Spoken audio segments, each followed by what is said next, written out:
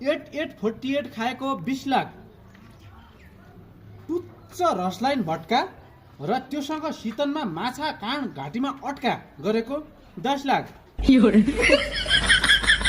मेरो कार्यकर्ता खोज्न दिउँसै बाल्नुपर्छ टर्चर, झन्डै 1 करोड जति छ मेरो चुनाव खर्च।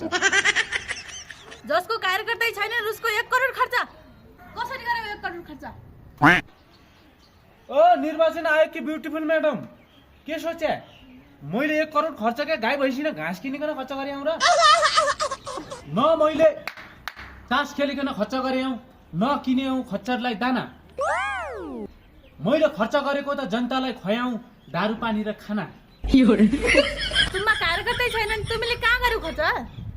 मेरा कार्यकर्ता नभए के भयो त अनि अरूका कार्यकर्ताले मैले खर्च गरे।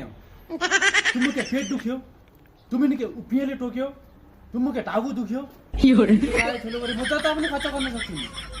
सेट अप, खर्च विवरण सुनाउ दे।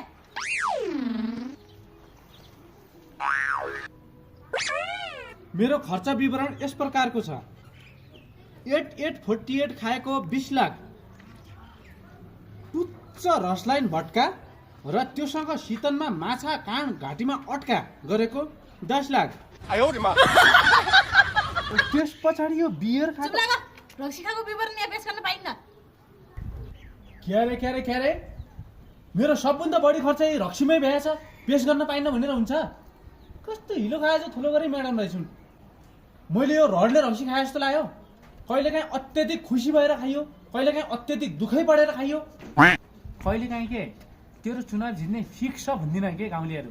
अनि यही बेला खुसी भएर ले केटा 8848 ल्याउँछ कि रसलाइन भट्का के लट्का भनेर दनादन तानियो, त्यही खर्च भयो। अनि कहिलेकाहीँ तेरो चुनाव फिक्स हारियो भन्दिन के कोही झल्लुहरू हो कि क्या भनेर अब यसो चिन्ता पस्ने भयो। अनि त्यही बेला ल रन्का केटा चुनाव हारिन्छ, अब चाहिँ मोज गर भनेर चाहिँ त्यसरी पनि खर्च भइहाल्छ के। अब पेस त गर्नु पर्यो त। यहाँ पेस नगरेपछि पर साउनी कहाँ मैले फेस कसरी गर्ने? कस्ता खालका उम्मेदवार रहेछन्? अरु खर्च बुना म भन्दैछु त नि। हेत्तेरिका यो घोडा खरिदमा झन्डै 12 लाख गया रहेछ। यो घोडा खरिद हुने के हो फेरि? यो गाउँ डुल्दाखेरि दुखे मेरा गोडा, त्यो भएर मैले चुनावमा किने घोडा 12वटा घोडालाई 12 लाख रुपियाँ परेको छ। पुरा त्यो चाहिँ लेप्चे पाइनमा दौड्ने घोडा हुन्छ, सामान्य घोडा हुन् कि 1 घन्टामा 3 गाउँ पार गर्दैछ। पल्लो गाउँ चुनाव भोट माग्यो, पल्लो गाउँ भोट माग्यो, टेस्ट गर्दै घोडा त तगडा घोडा हुने, अरबी घोडा जस्ता छुन् होइन। त्यस पछाडि झन्डै 10 लाख रुपियाँको मैले फेरेस हाउस खरिद गरेको छु। यो फेरेस हाउस किन खरिद गरे फेरि? दिनमै 200 किलो मासु जान्थ्यो, त्यति नगरेपछि त म त्यही डुबिहाल्थेँ नि। फेरेस हाउस किनेर मलाई धेरै सजिलो भयो के।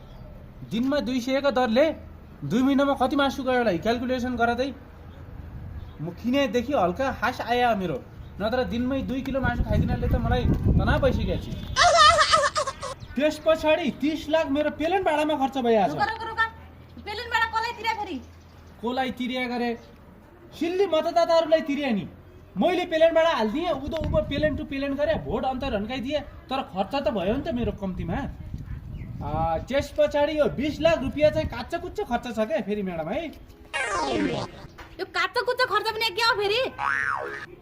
यो काच्चा कुच्चा भनेको कहिले नाक काच्चा कुच्चा गर्ने, कहिले थोलो काच्चा कुच्चा गर्ने बजेट हो के।